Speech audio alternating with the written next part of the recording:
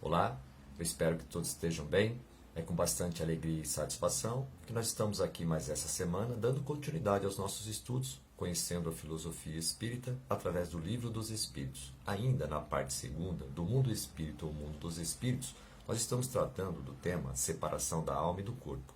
No capítulo 3, onde nós falamos da volta do espírito extinta à vida corpórea, a vida espiritual, o tema é perturbação espiritual. Na questão hoje que vamos tratar é a número 164. Kardec faz uma pergunta aos espíritos que foi a seguinte: a perturbação que se segue à separação da alma e do corpo é do mesmo grau e da mesma duração para todos os espíritos? Eles respondem o seguinte: não, depende da elevação de cada um. Aquele que já está purificado se reconhece quase imediatamente, pois que se libertou da matéria antes que cessasse a vida do corpo.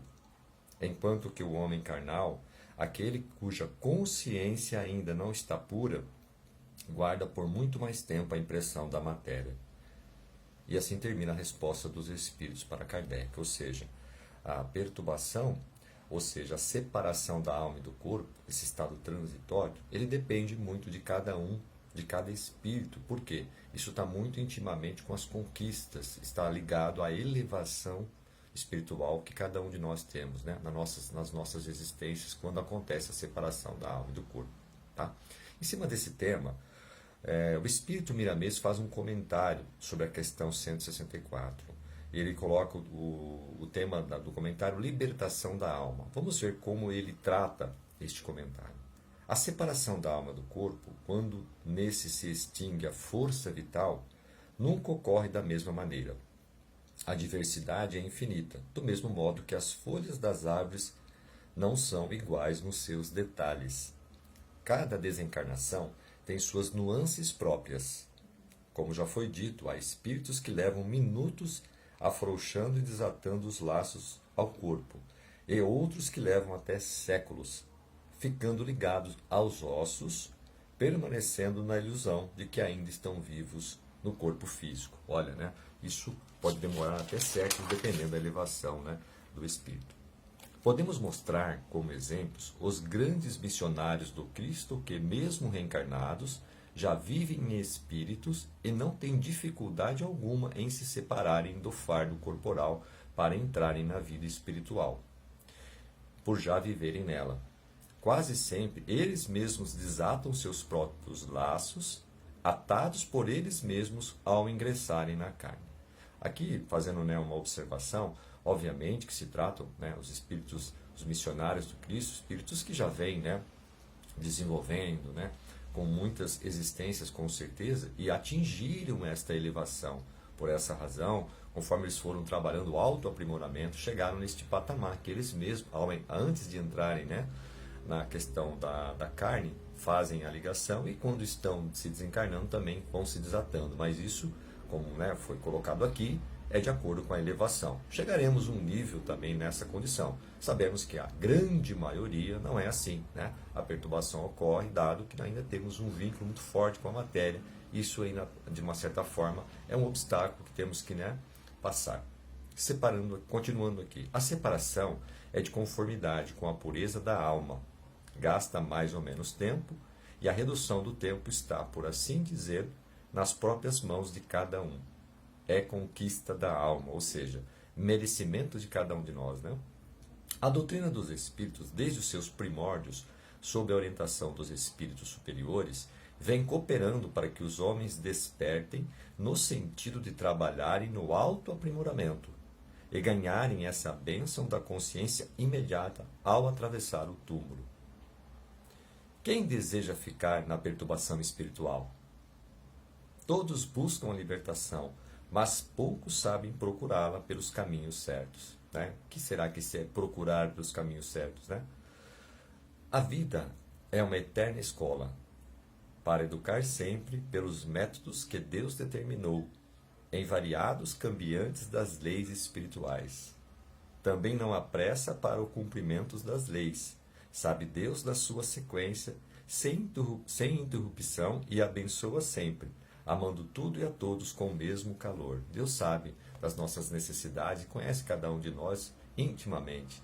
sabe o grau que estamos, né? Aquilo que suportamos e a capacidade que temos de ultrapassar, né? As dificuldades, os obstáculos, né? E nos tornarmos, né, seres mais elevados. Então tudo vem ao seu tempo, não é?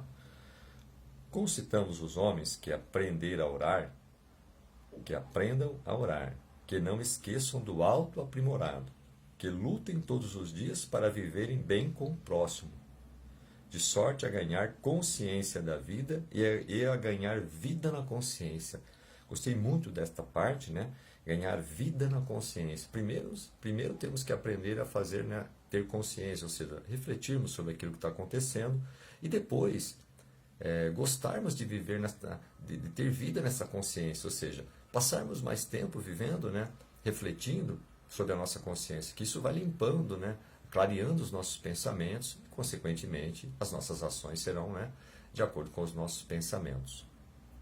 O livro dos Espíritos, no qual estamos nos inspirando para conversar com os homens, deve ser lido e meditado, pois ele é fonte de muitas instruções, revelando leis que estavam encobertas e que têm o poder de nos livrar de embaraços aos quais a ignorância nos prende. Se ainda não começaste a pensar sobre a tua vida e sobre como viver melhor, começa agora, que chegarás à conclusão de que deves viver em conjunto e paz com todos, trabalhando e ajudando onde quer que seja, porque toda luz nasce no seio de todos os esforços que se reúnem. A morte do corpo, todos já sabem, é fato natural, mas nunca é aceita como tal, por se esquecer de estudar esse fenômeno à luz do coração. Sempre se deixa para depois, e o tempo vai passando, levando a própria felicidade de cada um. Eis que chegou o momento desse estudo transcendental, de estudar aquilo que chamam de morte, para que se possa descobrir a vida eterna que acena para todos, das profundezas do universo, pelas mãos luminosas de Deus. E assim termina o comentário do Espírito Milanês. Então, como o tema é a separação da alma e do corpo, está intimamente ligado, né, como foi a resposta dos Espíritos para Kardec, elevação da alma, conquista individual de cada um de nós.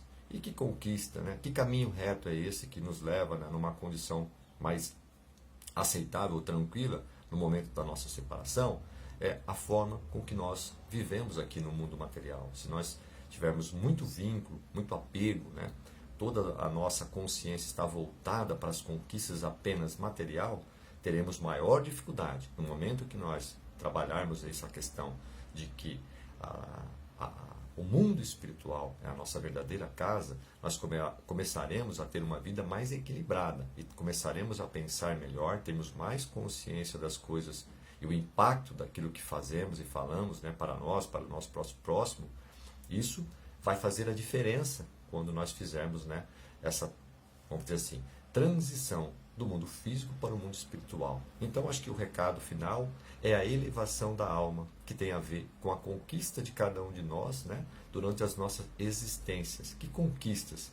A conquista, né, pela paz, pelo bem, pelo amor ao próximo, né, a conquista do pensamento coletivo, né, da família universal, no sentido de que somos todos um perante Deus. Né? Temos que nos esforçar para apoiarmos-nos e sabemos que essa conquista está intimamente ligada ao mérito de cada um, o esforço empreendido, né, para nós trabalharmos mais essa questão do amor.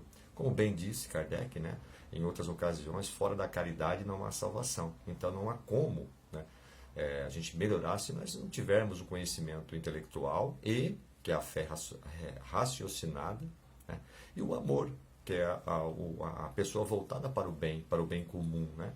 Então você precisa ter conhecimento das coisas, mas também precisa trabalhar o amor, que tem a ver com a bondade, né? Que é a forma com que nós ajudamos a nós e ao nosso próximo, ok?